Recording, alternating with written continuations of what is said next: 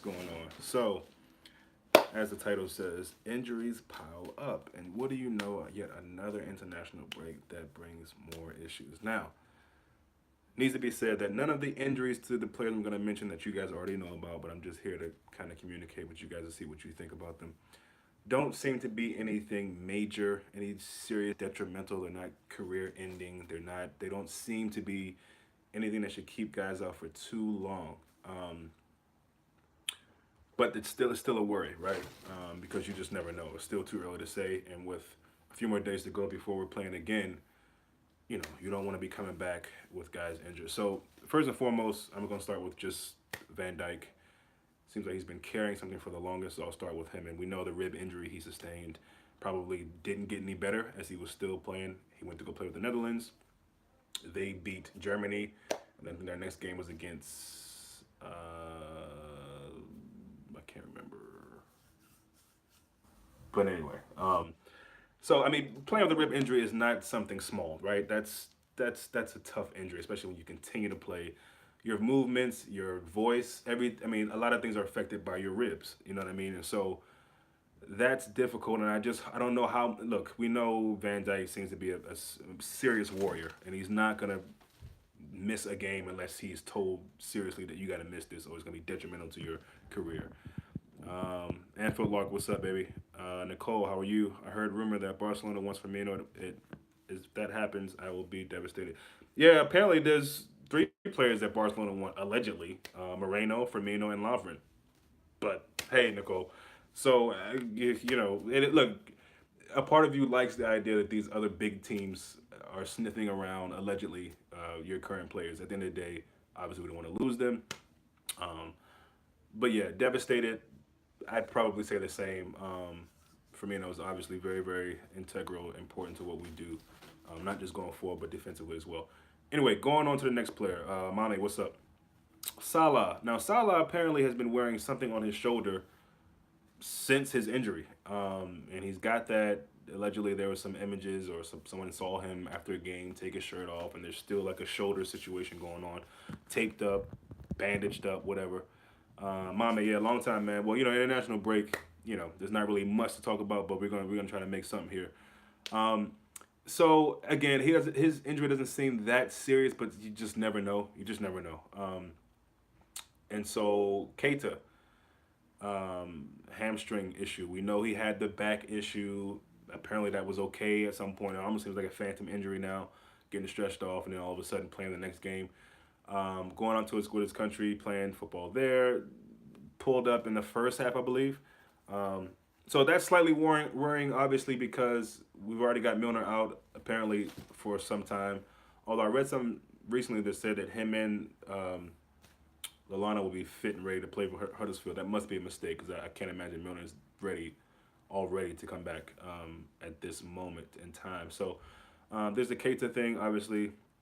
And then Mane, who's got a broken thumb, I believe. Maybe Mame knows a little bit more about that. I think if it's me, I play. It's a thumb. He should be playing, in my opinion. But again, we don't know. But it's just troubling. It's irritating. Is that these international breaks bring forth so many, and of course, it's not just Liverpool, but it seems like Liverpool is one of the teams that tends to get the worst parts of these, and so that's just like I said, irritating is the word I would use for that. But yeah, I spoke about Lovren, and I want to speak briefly on this tackle against Sterling. And all. Listen, I can care less about Sterling anymore. He's not in our team anymore. I think he did some good things while he was here. The way he left, people have opinions on that, but I'm not one of the many Liverpool fans who were. I was gonna say get on Twitter, but I can't even get on Twitter anymore. But I wasn't one of those fans that saw it and was celebrating a tackle on Sterling. I mean, it was a pretty nasty tackle, and let's be honest. Although that was very different from what Ramos did to Mohamed Salah, I mean, we can't then go and say that about Ramos and not say the same thing about Lovren. That's just what it is. I mean, but it is funny how other fans are saying that they didn't like what Ramos did to I think Sterling or one of the English players, City players, and now they're complaining about it. But yet, when Liverpool fans were complaining about Ramos, there was a lot of mocking and jokes, and it was comedy time for LFC supporters. So listen, you love a good tackle. You love a fair, clean tackle. If you could help it. Sometimes that doesn't happen. It's a physical, fast-paced sport. It happens, but I'm not here rooting for a tackle on Sterling. You know what I'm saying? I'm rooting for our players to stay fit and not be injured and coming back to Anfield with problems. So yeah, changes coming up in the next few fixtures. Give me some of you guys' ideas of who you want to see, who should play, who should be sat. You got to believe rotation would be used quite heavily now between now and the festive holidays, yeah, Thanksgiving, Christmas, probably up until yeah, I'd say about Christmas. I think we'll start seeing some changes. So I'm excited about that. Personally, I think hopefully Keita is fine. The hamstring, thigh, whatever it was, that could be an issue, and I really hope it's not because I'm feeling like this period of time in the season is when we really should be seeing Fabinho and Naby, and probably a little bit more Shaqiri to be honest. Anfield broken thumb, yeah. Mane wanted to play today, but Senegal coach wouldn't let him.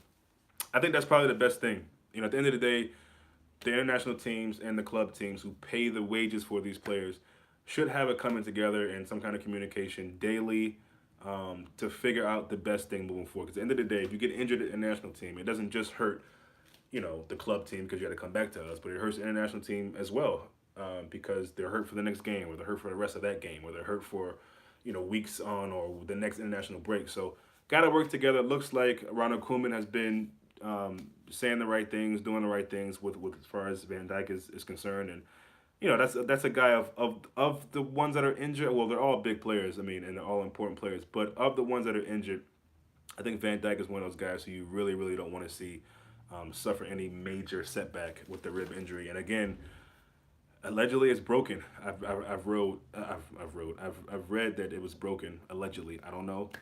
And if that's the case, that's not good. That's not good. So knock on wood that it isn't as severe as I've read in the past few days, and that he can come back and be fine. I just hope that other players are fit and ready.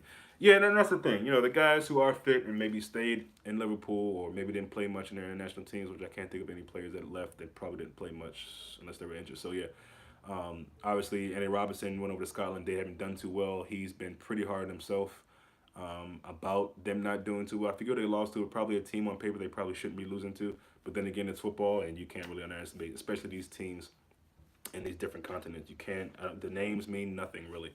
At the end of the day, every team is hungry to show what they have, and so you know. The fullbacks for a second. I talked about it before, but they over the last couple of games they haven't been great. They haven't been at the levels that we are accustomed to seeing them. So I believe that'll change as well. But again, the clock is ticking. The days are ticking down. We're very close to seeing our Reds play again, and I'm excited about it. So Huddersfield provides.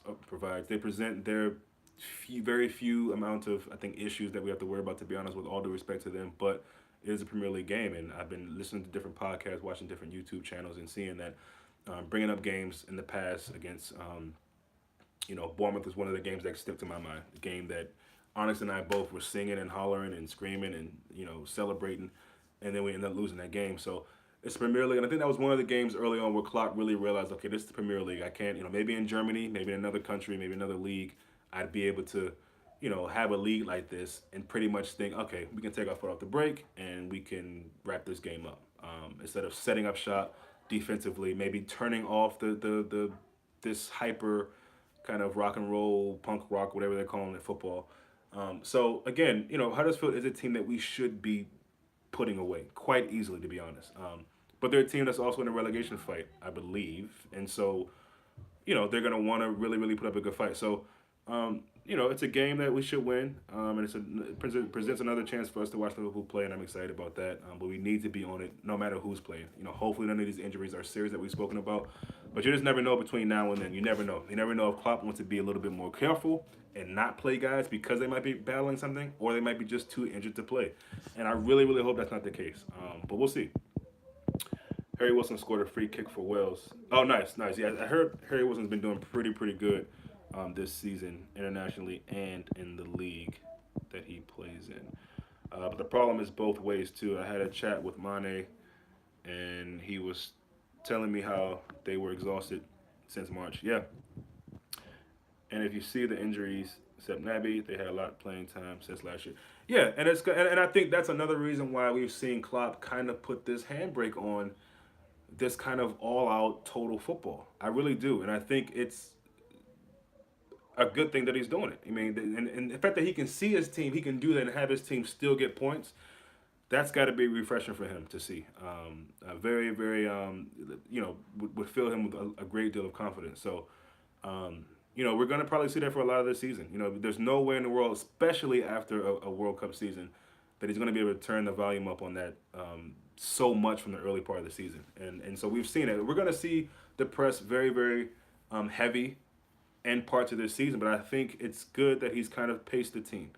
Because it's a long season, man. It's a marathon. We know that. It's not just a 40-yard dash. It's not something quick. This is a long, stretched out, planned out over a long course of the season. So we got to pace ourselves. We got to be patient. And listen, Liverpool fans have been starved for trophies for a long time. Obviously the league, but just a trophy. And so you try to be a little bit more patient with the fans who are very negative about our start. But I don't know the last time we've had 20 points at this point in the season. I don't know the last time we've had a keeper this good who you can arguably say at this point in the season he's the best keeper in the league. I mean, I'm not a huge stats guy, but I believe the stats even show that. So, I mean, besides Ederson, he's been the best keeper, and that is just it just shows how far we've come under Klopp. You know what I mean? And this team in general, to have a keeper like that, we haven't had a keeper that great for a very, very long time since Pepe Reina. As far as just saves, clean sheets. I think Pepe Reina had the record for clean sheets at Liverpool, I think, or in the Premier League or something like that. So as long as we can keep getting good performances out of our keeper Ramses, then we should be good. We should be good. So I'm excited about it. That's about it for today. Just wanted to really talk about the injuries we've had in the international break. Hopefully Mane's okay. Hopefully Keita's fine. Hopefully Salah's good. Hopefully Van Dijk. Like I said, all of them seem pretty minor and things that guys will be able to play through. But at the end of the day, there are injuries that you could maybe worry may get worse. So it's a tricky situation. We'll have to see what Klopp chooses to do. But again, I think in this stretch we will have to see, or we should be seeing a lot of Naby, a lot of Fabinho, Shaqiri, and Sturridge coming in early as substitutions, not at the 80th minute mark, not at the 89th minute mark. We got to be having these guys in from, I'd say, 60 on. Between 60 and 80, we got to be having these guys in to make sparks, especially when we need a spark off the bench. If we're down, if it's a tie, if it's a tight game, we really know where it's going to go one way or another. We need to be bringing these guys in. So the first game back is Saturday, evening kickoff, afternoon here. So I will see you guys then.